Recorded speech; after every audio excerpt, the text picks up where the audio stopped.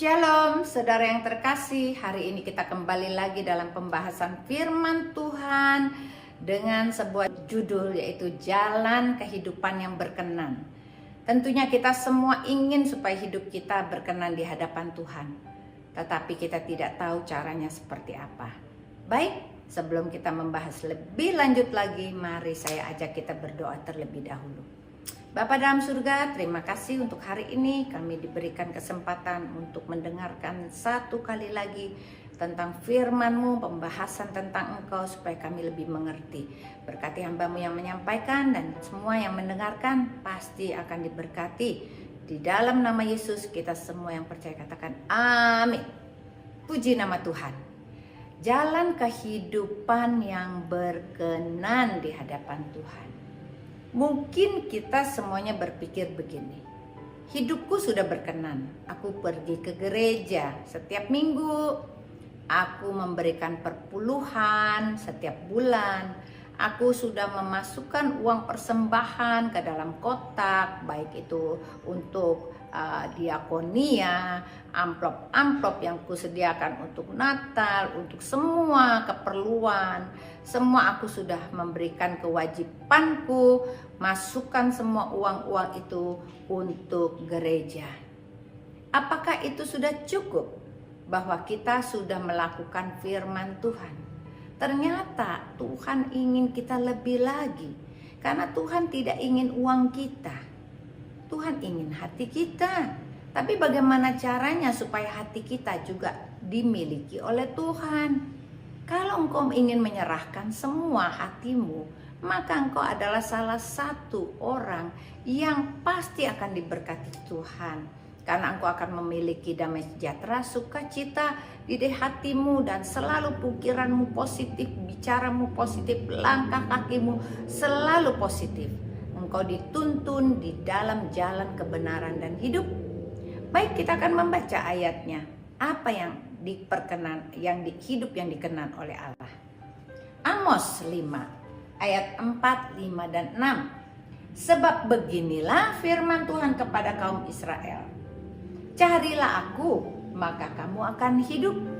Janganlah kamu mencari Betel, jangan pergi ke Gilgal, dan jangan menyeberang ke Berseba, sebab Gilead pasti masuk ke dalam pembuangan dan Betel akan lenyap. Carilah Tuhan, maka kamu akan hidup, supaya jangan ia memasuki keturunan Yusuf bagaikan api dan memakannya habis dengan tidak ada yang memadamkan bagi Betel. 1 Raja-Raja 12 ayat 30 berkata begini.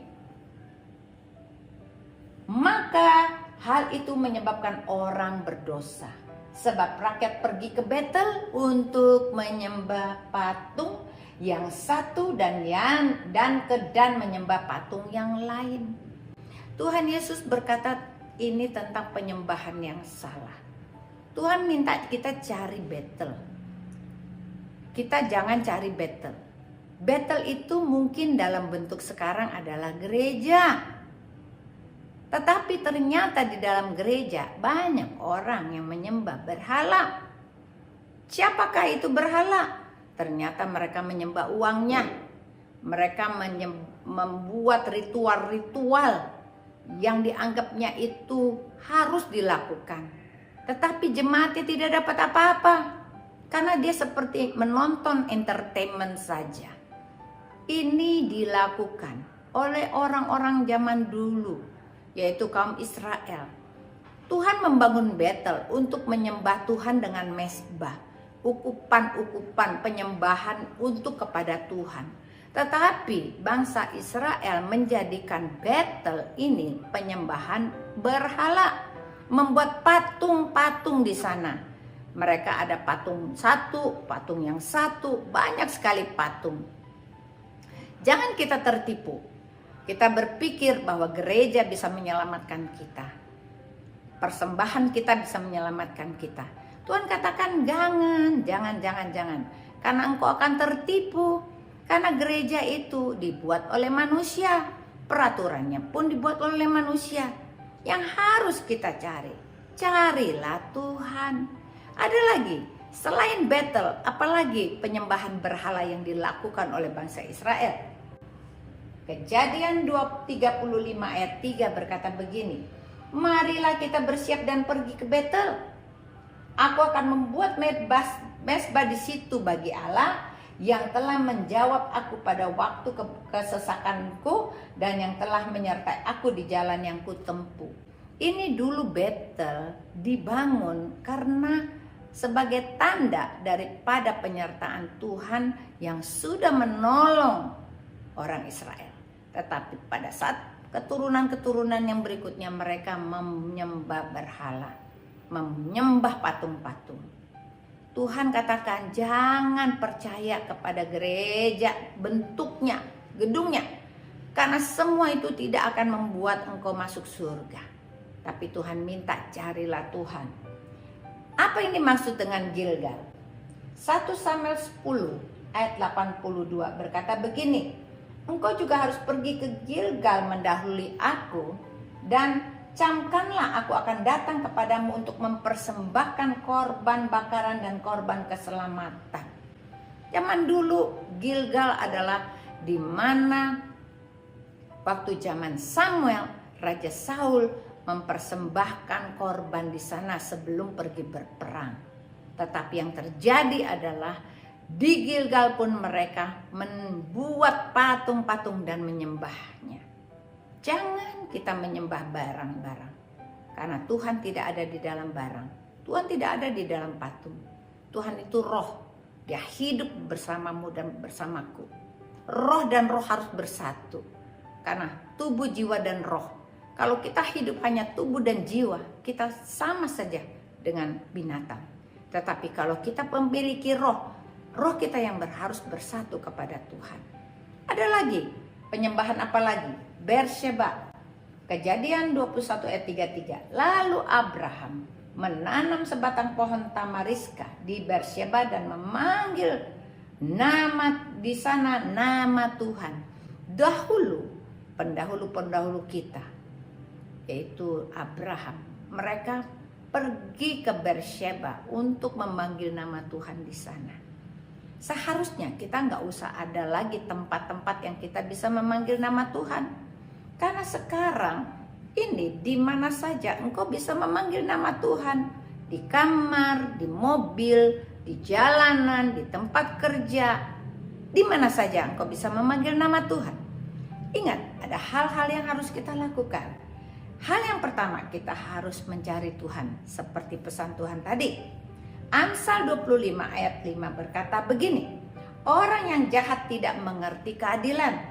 Tetapi orang yang mencari Tuhan mengerti segala sesuatu. Berarti orang yang mengenal Tuhan otaknya cerdas, mengerti, sensitif, bisa melihat. Amsal 15 ayat 9. Jalan orang fasik adalah kekejian bagi Tuhan. Tetapi siapa mengejar kebenaran, dikasihinya. Apa yang kau kejar saat ini? Uang? Tahta? Nama? Apakah semua itu nomor satu dalam kehidupanmu? Engkau berjuang supaya engkau dapat uang banyak sekali. Engkau berjuang supaya karirmu naik menjadi pimpinan. Engkau berjuang supaya namamu terkenal dalam pelayanan, di dalam segala hal. Nah, hal-hal seperti ini Tuhan katakan, yang pertama-tama yang harus kita cari adalah carilah Tuhan. Tuhan berkata, barang siapa yang mencari Dia tidak akan kekurangan. Karena Tuhan berkata, burung di udara saja Tuhan pelihara, apalagi anak-anakku yang mencari aku. Aku akan memelihara dia, tidak akan kekurangan. Aku akan membawa dia ke padang rumput yang hijau. Dia tidak akan kehausan, karena Tuhan yang jadi gembala hidup kita. Pertanyaannya adalah, sudahkah engkau menjadikan Tuhan gembala dalam kehidupanmu? Tuhan ingin sekali supaya engkau berubah. Tuhan ingin sekali supaya engkau tidak ragu-ragu. Tuhan ingin sekali supaya engkau percaya, dan kepercayaanmu begitu bold, begitu kuat, tidak tergoncangkan, tidak terkalahkan, tidak bisa diambil atau dibayar oleh sesuatu pun yang lain. Karena Tuhan lebih berharga dari semua harta kekayaan, dari semua kemasyhuran. Tuhan Yesus adalah segala-galanya. Yang harus kita lakukan, kita mencari Tuhan pagi, siang, dan malam. Baca Alkitab, pelajari pagi, siang, dan malam. Saat ini sangat canggih. Alkitab itu bisa di-download dengan berbagai macam bahasa. Jikalau engkau tidak bisa membaca, engkau bisa mendengar. Karena dari situ engkau bisa pencet tanda panah. Yang saya suka adalah saya suka Holy Bible. Di situ ada bahasa Indonesia, ada Inggris dengan berbagai versi, ada bahasa Chinese, bahasa apa saja. Jadi kita itu menjadi pegangan. Pada saat engkau menjadi pegangan, mempunyai pegangan yang membaca setiap hari. Kalau engkau lakukan 5 pasal 1 hari, maka dalam tempo 8 bulan, 1 Alkitab itu akan selesai. Iblis tidak lagi gampang mengecohmu, menipumu. Karena apa? Firman yang kau baca, itu akan menjadi perisai dalam hatimu. Terdownload sempurna dalam hatimu. Karena hati kita ini harus dibersihkan. Alkitab adalah sebuah kitab yang harus kita pelajari setiap hari. Selama kita hidup, berarti pegangan hidup kita. Lebih daripada kitab-kitab yang lain. Lebih daripada analisa pemikiran orang. Berpeganglah kepada Alkitab, maka engkau akan hidup. Carilah Tuhan, engkau akan hidup. Cari Dia di mana? Di mana? Dengan berdoa, dengan membaca Alkitab, dengan memuji menyembah, engkau pasti ketemu Tuhan. Itu hal yang pertama. Dan yang kedua, belajar ketetapan Tuhan. Mazmur 119 dengan ayat 71-nya, bahwa aku bertindak itu baik bagiku, supaya aku belajar ketetapan-ketetapanmu. Mazmur 119 ayat 72 berkata begini, Taurat yang kusampaikan adalah baik bagiku, lebih daripada ribuan keping emas dan perak. Mazmur 119 ayat 73, tanganmu telah menjadikan aku dan membentuk aku. Berilah aku pengertian supaya aku dapat belajar perintah-perintahmu. Pada saat kita mencari, kita belajar perintah-perintahnya Tuhan. Apa yang harus kita lakukan? Yang harus kita lakukan, just do it. Jangan mikir, oh itu kan zaman dulu. Kalau zaman dulu itu nggak berlaku untuk sekarang. Tuhan Yesus sudah hidup 2000 tahun yang lalu. Dia berfirman, itu udah nggak laku. Zaman sekarang, zaman udah digital, nggak laku lagi. Kata siapa? Karena Tuhan Yesus tetap hidup dulu, sekarang, sampai selamanya. Berarti kita harus update semua dengan mengkoneksi kehidupan kita dengan Tuhan. Kalau saat ini kita melihat bahwa satelit ada di mana-mana. Saya mendengar Elon Musk mempunyai 43.000 satelit yang mengelilingi bumi ini. Sehingga dia bisa mendapatkan informasi sebanyak-banyaknya. Sehingga setiap kepala negara mau berteman dengan Elon Musk. Apa yang terjadi? Seharusnya dia adalah ciptaan Tuhan. Dia adalah manusia biasa. Bagaimana dengan Tuhan? Tuhan berkata begini, seluruh langit dan bumi adalah Tuhan punya. Tuhan punya satelit yang luar biasa. Dia bisa mengakses kehidupanmu di mana saja. Engkau ada di gua paling dalam pun dia bisa mengakses hatimu.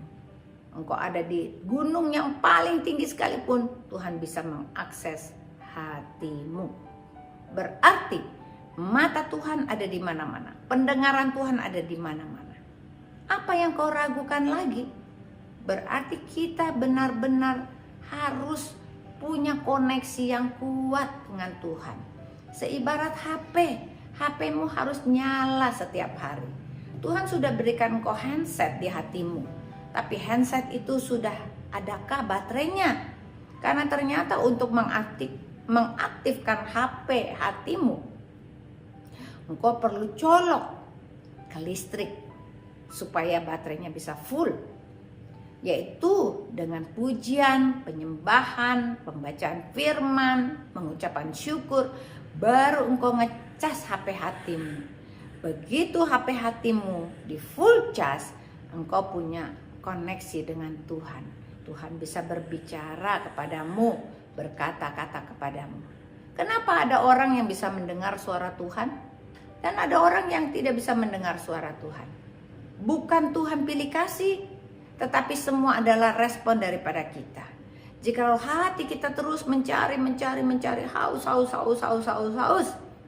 sampai suatu titik Tuhan percaya sekali kepadamu, pintu akses itu akan dibukakan dan mulailah Tuhan berbicara kepadamu, berkata-kata dengan suara yang lembut dan membuat kehidupanmu berbeda, tidak sama lagi. Jalan hidupmu dipimpin satu persatu, sampai kesuksesanmu dipimpin satu persatu, bahkan jodohmu dipimpin satu persatu. Itulah Tuhan. Tuhan kita dahsyat, dahulu, sekarang, sampai selamanya. Dia tidak berubah. Dia mampu melakukan semuanya yang terbaik bagimu dan bagiku. Ini hal yang kedua. Engkau harus belajar ketetapan Tuhan. Terus menerus, tiap hari. Jangan bosan. Teruskan, cari, belajar ketetapan Tuhan, lakukan. Tuhan suruh bilang mengampuni musuh, kita ampuni musuh. Berbuat baiklah kepada orang yang berbuat jahat kepadamu, kita lakukan itu. Kita berbuat baik, membalas kejahatan dengan kebaikan. Berdoalah untuk orang-orang yang jahat kepadamu, yang menghina engkau, yang memfitnah engkau. Kita berdoa, walaupun tidak mudah, tapi Tuhan Roh Kudus memampukan engkau di dalam hati. Pada saat engkau menyerah, Tuhan, aku tidak mampu untuk mengampuni orang ini karena sudah terlalu menyakiti hatiku dan aku sakit sekali. Tuhan, aku berikan hatiku kepadamu dan biarlah Tuhan yang jamah hatiku untuk bisa membuka hatiku dan mengampuni dosa-dosanya. Pada saat kita berbicara demikian, apa yang terjadi? Tuhan Allah Roh Kudus, Roh kebenaran akan masuk ke dalam hatimu dan menjamah dan mencuci hatimu, sehingga tadinya ada rasa sakit yang sakit sekali, ada batu yang gede sekali di dalam hati kita, itu akan mulai terlepas. Karena Tuhan berjanji, jikalau kita belajar ketetapan Tuhan, Tuhan akan membebaskan kita dari semua kesusahan dunia ini. Bahkan Tuhan minta supaya engkau makin kokoh, dan kita melewati percobaan bersama dengan Dia. Mari, hal yang ketiga yang kita harus lakukan, menjadi pelaku firman. Ayo, siapa yang mau jadi pelaku firman? Kalau kita jadi pelaku firman, engkau beruntung. Engkau dan aku sangat-sangat beruntung. Yakobus 1 ayat 22 berkata begini, tetapi hendaklah kamu menjadi pelaku firman dan bukan hanya pendengar saja. Sebab jika tidak demikian, kamu sedang menipu dirimu sendiri. Amsal 13 ayat 13. Siapa meremehkan firman, ia akan menanggung akibatnya. Tetapi siapa taat kepada perintah, ia akan menerima balasan. Wahyu 2 ayat 7. Siapa bertelinga, hendaklah ia mendengar apa yang dikatakan Roh kepada jemaat-jemaat. Barang siapa menang, dia akan kuberikan makan dari pohon kehidupan yang ada di dalam Firdaus Allah. Berarti Tuhan ingin engkau dan aku menjadi pelaku firman. Tidak ada yang mustahil. Tuhan akan memampukanmu dan memampukanku untuk menjadi pelaku firman. Tadi saya katakan, kita banyak berdoa, minta tolong kepada Tuhan agar arah Roh Kudus yang ada di hati kita memampukan kita bisa mengampuni, bisa melakukan semua yang Tuhan mau. Hal yang paling Tuhan suka adalah jikalau kita bersaksi tentang namanya. Kalau kehidupanmu sudah dirubah, kehidupanmu banyak ditolong Tuhan. Haruslah itu kita ceritakan buat orang lain yang ada di sekitar kita. Karena pada saat kita bercerita, kita memenangkan jiwa-jiwa itu. Jiwa-jiwa itu akan kita bawa ke Tuhan, dan Tuhan akan memberikan hadiah, reward atas semua pekerjaan-pekerjaanmu. Karena pekerjaan-pekerjaan di bumi pada saat kita ke kantor itu tidak bisa diperhitungkan buat di surga. Tetapi pekerjaan yang Tuhan lakukan, yang Tuhan ingin kita lakukan, kita melakukan menjadi saksinya Tuhan. Saksi dalam kebaikan, saksi dalam perkataan, saksi dalam perbuatan. Jikalau kita menjadi saksi dalam semua dalam kebenarannya, maka engkau sedang mempermuliakan Tuhan. Dan Tuhan akan senang bertata di hatimu. Engkau akan dipulihkan. Bahkan engkau mempunyai pikiran-pikiran yang berbeda dengan orang lain. Engkau bisa melihat surga. Engkau bisa melihat neraka. Tuhan bukakan akses-akses engkau untuk melihat vision-vision yang tidak pernah engkau lihat sebelumnya. Dan Tuhan buka akses telingamu sehingga engkau bisa mendengar suara Tuhan. Inilah yang Tuhan inginkan dalam kehidupanmu dan kehidupanku, supaya kita pegang erat-erat apa yang Tuhan inginkan, supaya hidupmu dan hidupku berbahagia. Mari kita camkan semua yang tadi kita sudah bahas. Ada 3 hal yang harus kita lakukan. Hal yang pertama, mencari Tuhan lebih daripada segalanya. Jangan menyembah berhala, jangan menyembah gereja, jangan menyembah hamba Tuhan, tapi kita menyembah Tuhan Yesus. Kita belajar ketetapan Tuhan, yaitu firman-Nya kita pelajari pagi, siang, dan malam. Yang ketiga, kita menjadi pelaku firman, supaya semua firman yang kita lakukan digenapi, sehingga kita akan menantikan kedatangan yang kedua kali. Engkau dan aku, kita akan diangkat di awan-awan yang permai. Tubuh kita diganti menjadi tubuh kemuliaan. Nama Tuhan Yesus akan dipermuliakan.